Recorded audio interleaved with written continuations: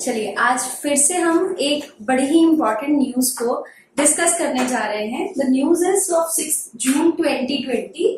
India's fiscal deficit may be over 5% in financial year 2021, says CEA, that is Chief Economic Advisor Subramanian।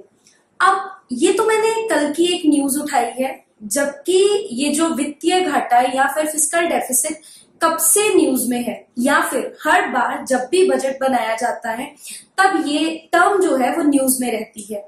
अब ये fiscal deficit अगर मैं बिल्कुल आसान भाषा में बोलूं तो वो है बोरोइंग्स, मतलब उधार उठाना।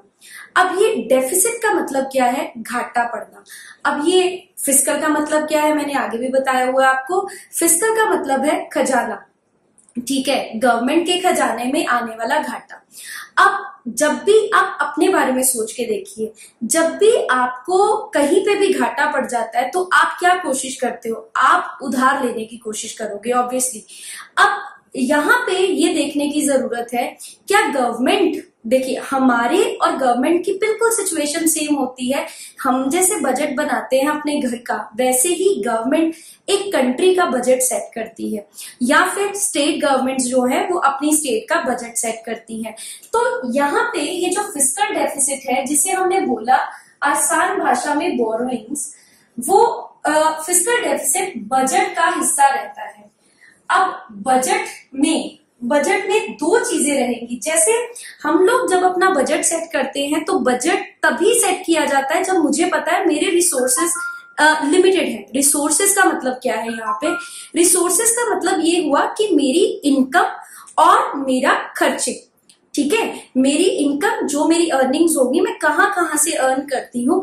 वैसे ही एग्जैक्टली गवर्नमेंट की भी कुछ होती है रिसीट्स, जिसे हम बोलेंगे गवर्नमेंट की इनकम, और एक होगा गवर्नमेंट का ही एक्सपेंडिचर। ये कुछ चीजें लिखी हुई हैं जो आजकल न्यूज में रहती हैं टर्म्स, और उसी को मैं इनके साथ जोड़ूंगी।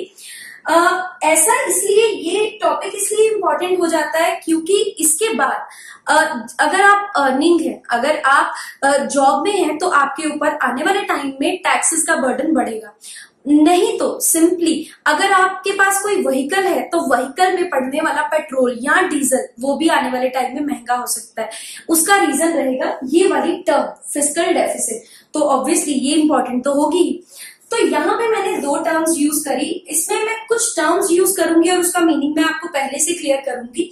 ये एक बहुत बड़ा टॉपिक रहेगा जो कि एक सिंगल वीडियो में कवर करना पॉसिबल नहीं रहेगा। तो मैं क्या करूंगी, इसके सब पार्ट्स एक एक दो दो दिन के गैप में निकालूंगी, ताकि पूरा बजट जो कि 12th के टॉपिक का भी पार्ट है और यूपीएससी में भी सबसे इंपॉर्टेंट रहता है, तो ताकि आप इसको आसानी से 3 वीडियोज या 4 वीडियोज में समझ पाए। ओके, तो रिसीट्स का मतलब हो गया जैसे मेरे पास आने वाली मेरी इनकम, वैसे ही रिसीट्स का मतलब हो गया गवर्नमेंट के पास जो आएगा। यहाँ पे एक जो मेजर डिफरेंस मेरे में और गवर्नमेंट में रहेगा, मेरे को तो ये पता है कि मेरी इनकम इतनी है, मेरे को मिलता है 50,000 60,000, तो मेरी फिक्स्ड इनकम है और मुझे एक्चुअल इनकम मेरी पता है। उसी के हिसाब से मैं खर्चे सेट करूंगी, और कोशिश हमारे घर पे यही होती है कि मैं सेविंग्स कुछ ना कुछ करूं, ठीक है। तो बहुत कम बार ऐसा होता है कि मुझे कोई ड्यूरेबल एसेट खरीदना है, मुझे कार खरीदनी है, मुझे घर खरीदना है, या मैं ये बोलूं कि मेरे को एसी खरीदना है, तो उसके लिए मुझे कुछ लमसम अमाउंट ऐसा सेव करके रखना पड़ेगा कि पहले मैं उनको कैश डाउन पेमेंट तो करूंगा। एग्जैक्टली ऐसे एक कंट्री के अंदर जब भी बजट बनता है तो ये जो रिसीट्स या एक्सपेंडिचर है, गवर्नमेंट फरवरी 2020 में अभी शुरुआत होने पे अपना बजट डिक्लेयर कर देती है और वो पूरा 1 साल तक चलता है। तो ये जो रिसीट्स और एक्सपेंडिचर है ये एक्चुअल नहीं होते, ये होंगे, ये कौन से वाले रिसीट्स और एक्सपेंडिचर्स रहेंगे? ये रहेंगे एक्सपेक्टेड, ये एक्चुअल नहीं रहेंगे। ये याद रखना कि एक्सपेक्टेड रिसीट्स और एक्सपेक्टेड एक्सपेंडिचर की डिटेल रहेगी, एक्चुअल नहीं रहेगा ये। तो एक्सपेक्टेड मेरी इनकम कहाँ से आएगी और एक्सपेक्टेड मैं खर्चा कहाँ कर सकता हूँ, ये चेंज भी हो सकता है अकॉर्डिंग टू सिचुएशन। जैसे अभी कोरोना हो गया, या कहीं पे फ्लड्स आ रहे हैं, या कहीं पे ये जितने भी ओडिशा या महाराष्ट्र में ये ऐसे सिचुएशन बनी हुई है साइक्लोन की, तो वो एक अनप्रिडिक्टेबल सिचुएशन है, तो उस पे चलते हमारे एक्सपेंडिचर्स डेफिनेटली बढ़ जाएंगे। पर इनकम उसी जैसे अभी के टाइम के लिए हमारे खर्चे बढ़ रहे हैं, at the same time government की इनकम भी कम हो रही है। तो हमें ये जानना है कि ये जो रिसीट्स है ये गवर्नमेंट की इनकम कहाँ से आती है और गवर्नमेंट के एक्सपेंडिचर कहाँ पे होते हैं। उससे पहले एक और चीज जान लें कि जो भी हमारे, जैसे मैंने ये बोला कि मैं सेविंग्स करने की कोशिश करूंगी, अगर मेरे खर्चे जो हैं वो ऊपर रहते हैं, मतलब बजट हमेशा कंट्री के केस में भी 3 तरह के होने के चांसेस हैं। अगर मैं अपनी इनकम बचा लेती हूँ खर्चे करने के बाद भी, ऐसे ही अगर कोई कंट्री करती है तो उसके बजट को बोला जाता है सरप्लस बजट। अगर कोई जितनी इनकम है उतना ही खर्चा करती है, ना कुछ बचाती है ना कोई उधार लेती है, तो वो होगा बैलेंस्ड बजट। और कई बार ऐसा होता है कि आपकी इनकम कम है और आपके खर्चे ज्यादा है, तो आप बनाते हो घाटे का बजट, तो वो होगा डेफिसिट बजट। जो कंट्री है ये उनके डेवलपमेंट के प्रोसेस के ऊपर डिपेंड करेगा कि इन तीनों में से उनके पास कैसा बजट जाएगा। अगर आप जैसे अपने आप को लेके देखिए, अगर आप नई नौकरी करना शुरू कर रहे हैं तो क्या होगा कि आपके खर्चे ऑब्वियसली ज्यादा होंगे और आपकी इनकम रहेगी कम। एग्जैक्टली ऐसे एक कंट्री अपने डेवलपमेंट के प्रोसेस पे जब निकलती है तो पहले जब स्टार्ट करती है तो उसके डेवलपमेंट करने के साथ उसको रोड्स चाहिए, उसको इंडस्ट्रीज चाहिए, उसको अपने सर्विस सेक्टर को डेवलप करना है, उसको अपने लोगों को नौकरियां देनी है। तो इस सारे चक्कर में उसके खर्चे बढ़ जाते हैं और इनकम के सोर्सेज बहुत कम रहते हैं। तो जो स्टार्टिंग में बजट रहता है, मैं बोलूंगी पहले होते थे least develop countries, third world countries भी हम बोलते थे, जो बिल्कुल नीचे की कंट्रीज होती है।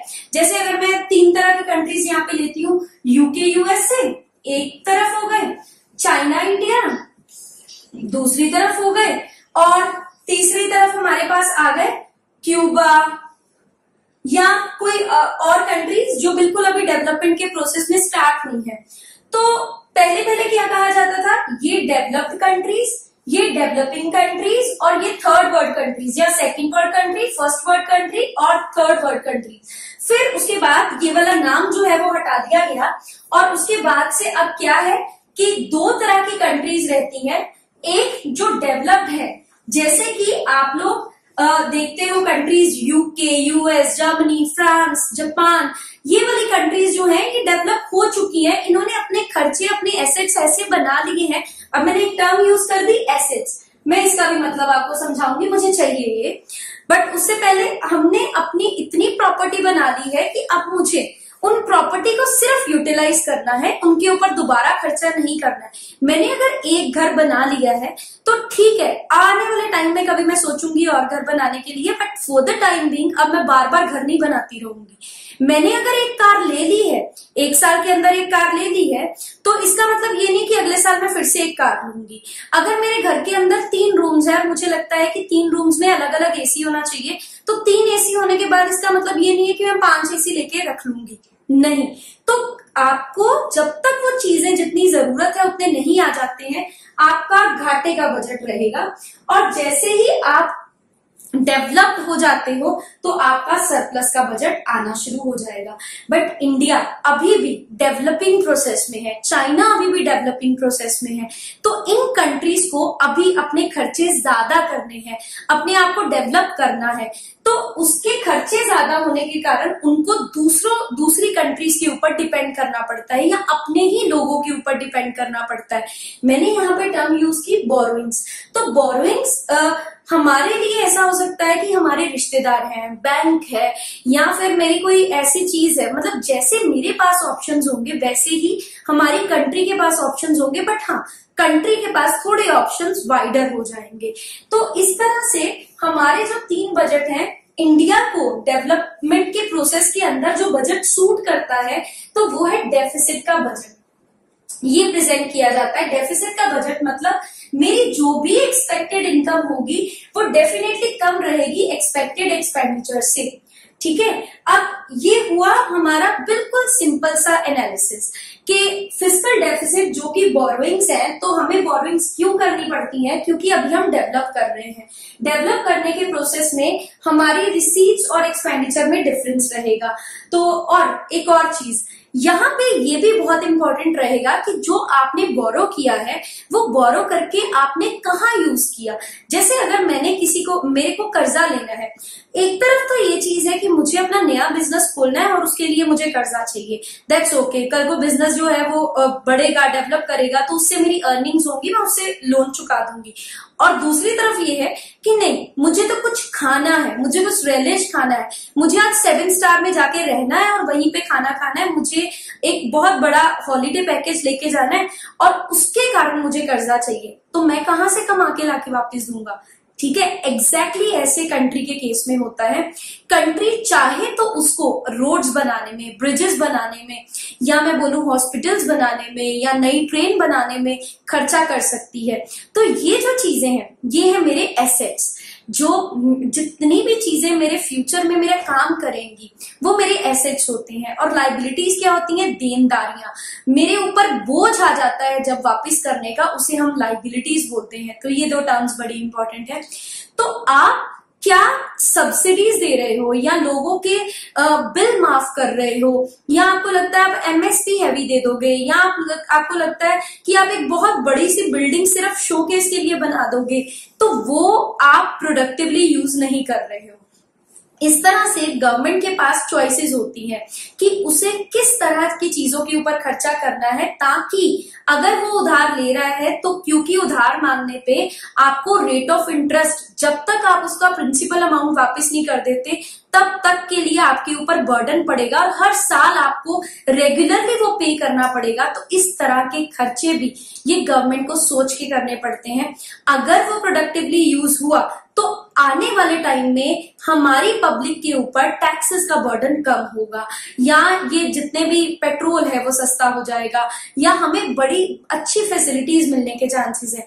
बट अगर अनप्रोडक्टिवली यूज हुआ तो उसके चांसेस हैं कि हमारे टैक्सेस बढ़ेंगे। तो अभी तक के लिए फर्स्ट वीडियो में मैं बेसिक्स को नहीं छेड़ रही हूँ, सिर्फ जितना मैंने इसमें मुझे जरूरत थी मैंने उसको बताया। अभी मैं नेक्स्ट वीडियो में बजट के बेसिक्स पे आऊंगी, और इसके लिए आपको इस वीडियो को, अगर आपको ये अच्छा लगा और आपने इसमें से कुछ भी लर्न किया है, तो do hit a like button. Thank you.